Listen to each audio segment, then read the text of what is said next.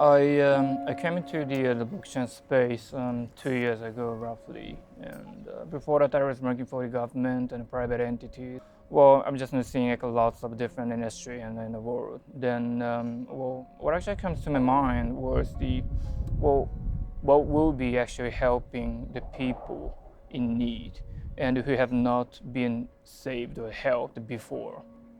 And I definitely believe that always the new technology should help and it should contribute to the something betterness in the world, and the blockchain should be like one of them.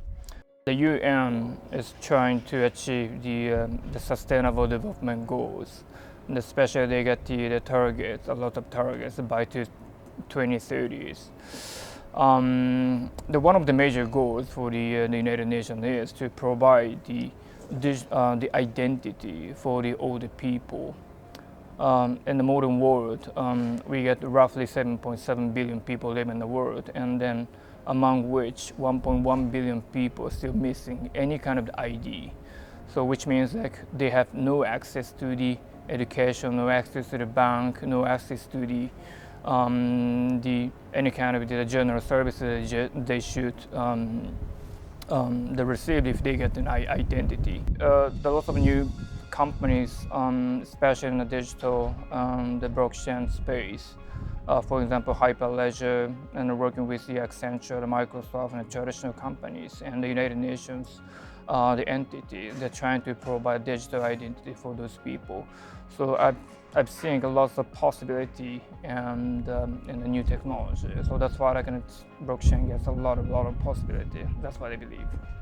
Well, digital identity system doesn't simplify the compliance, but it cannot result in the making like a risk for the users.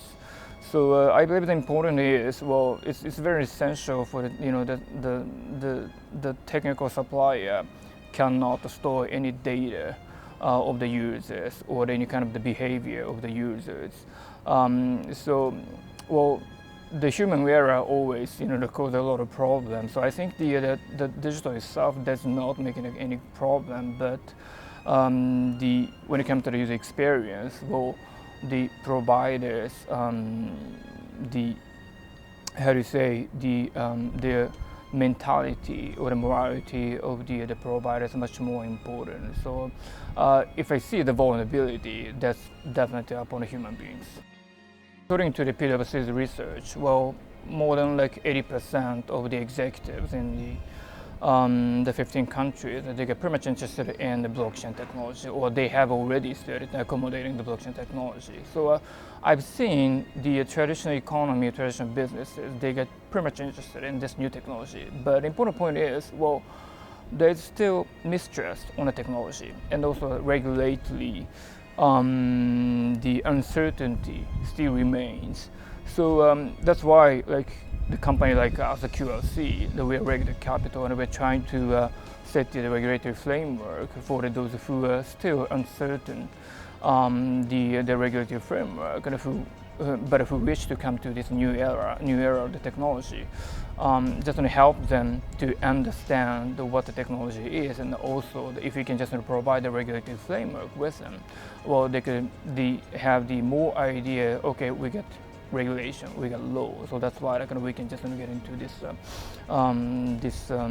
industry. I think the approach is pretty much very important, because like I said, well, mistrust and regulatory uncertainty is a huge obstacle for them to decide. If the government applies new regulations and laws, which can set the framework where, okay, you can go up to this point, but don't cross this line, right? And then so that they can understand, okay, we're allowed to go to this line, but just to make sure not to cross this line. That kind of approach is very important, and that's actually what we do for the clients, and that's why we working with a lot of government organizations, the regulators around the world. Well, like I said, I believe the regulation actually accelerate the more business opportunities and the more the business emergence itself, especially from the traditional economy. If you see the blockchain industry, there are lots of startups, but you don't see many other traditional businesses coming into the industry yet. So I think because blockchain industry itself has to survive, first of all.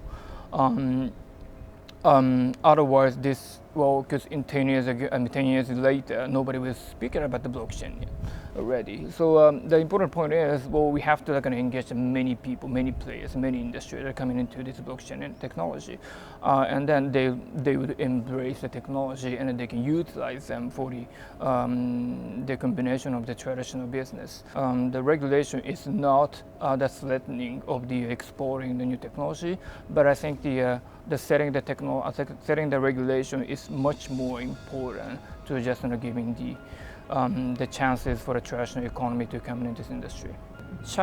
Chinese cases are very interesting for us too. Yeah, I mean because they are one of the first countries to ban the ICOs, and I think it's very reasonable for them to just if you don't understand what's this financial instrument, let's just not try to do it, right? And if you just gradually understand, maybe we can just lift the bans.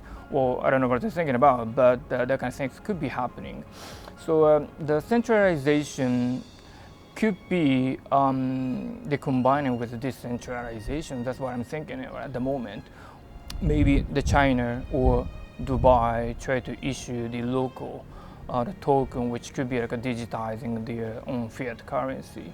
That's a part of the centralized, the fiat currency, which can be circulating within the community.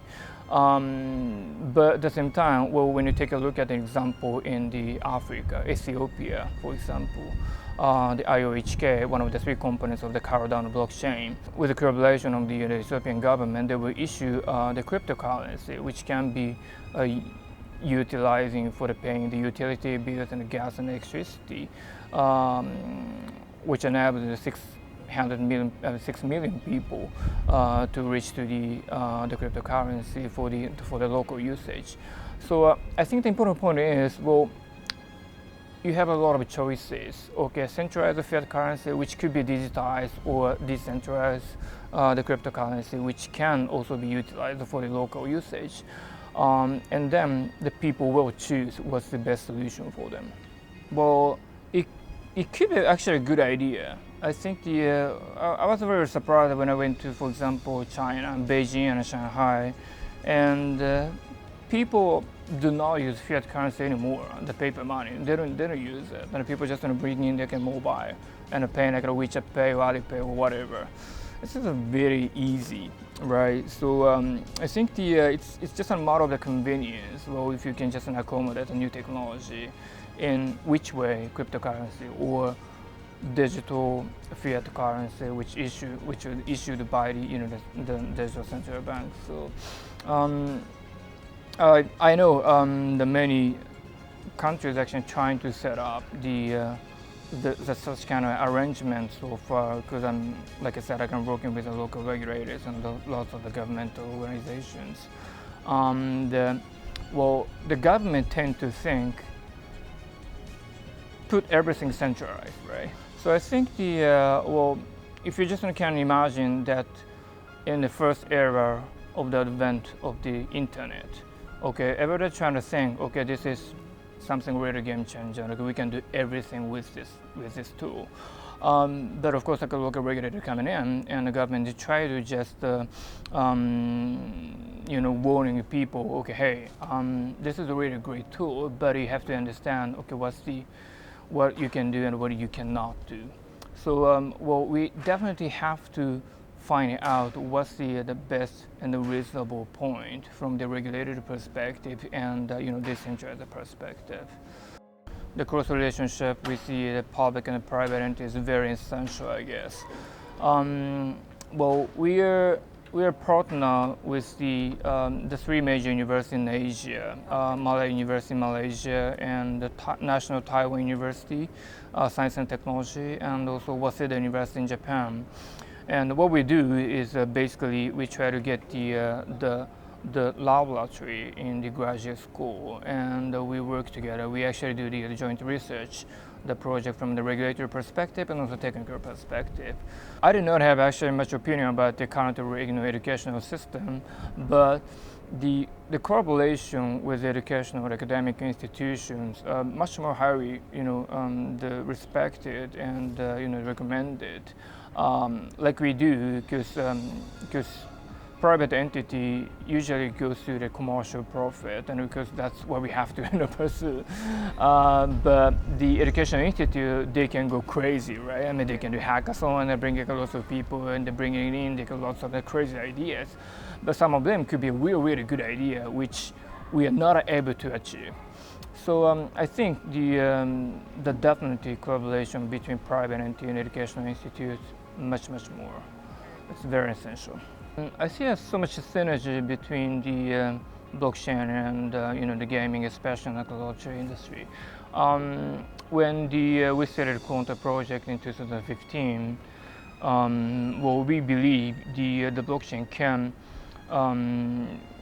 provide a much more advantage in the traditional lottery industry, in the sense of the more transparent. The Qantas RNG, the random number generating system, which is for the first time in the world certified by the NMR. It's the British, the auditing entity for the gaming and lots of different entities. The blockchain by nature provides more transparent, and it's immutable. So the winning number generated by the random number generator on the top of the blockchain system, which we invented, provide the more transparent and the more the immutable the result for the lottery ticket purchasers. So in the sense, we could definitely contribute to the industry itself. So the Quanta now getting into the African market, and the Quanta acquired the majority of the share of the Nigerian company and the traditional lottery company. And I think we could explore the more market in Africa, and we can definitely provide more opportunities for those who have not had an access before to the lottery, but who wish to, and winning the bigger amount of the money. I think the blockchain can provide the different level of the entertainment, and also the opportunities for those people. Excluding my parents, I got only one mentor in my life, entire my life. He's the professor. The name is Dr. Salmi. He has been my mentor in the last 20 years. When I was a college student and a graduate school student, I was just taking a lot of his courses, and he used to working for also the public sector, coming back to the university to teach and educate the new generations. So I got really shocked because for the first time actually I'm seeing him, I got the big fat afro, and I was just sitting in the center in the middle of the class. And then, because I got a lot of rumors about him, and because he's a really tough teacher, and he's not giving a lot of A's, and he's giving a lot of failures to the students. So I saw maybe wearing the glasses and the nice suit, and maybe from the bureaucracy person, that kind of thing. I was kind of imagine, but when he just opened the door and coming into the class, and he was just wearing the aloha shirts, wearing the jeans and the Nike sneakers, and a huge beard on his face. So. I was still frequent communication with him, but he actually guided me to seeing the new world. So that's why I'm living in the world right now. I always keep saying that, okay, you maybe know about technology, but you always have to think about how you can actually commercialize your product or the project.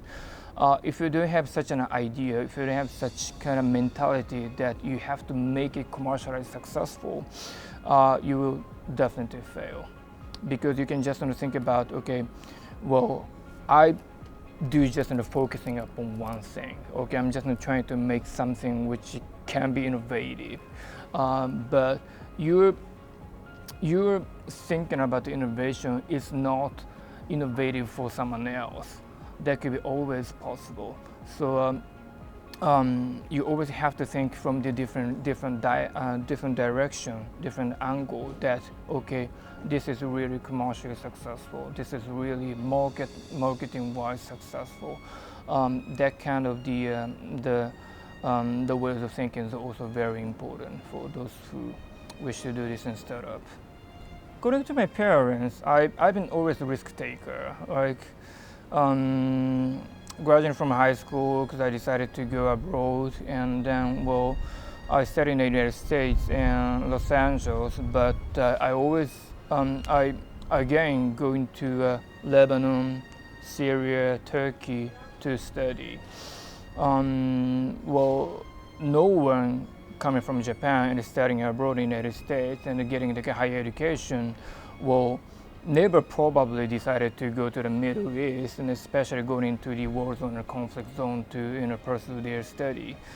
But what I did actually make my mind really open, because if you don't see the local, I mean, you don't understand what is actually happening in those countries. Then, so.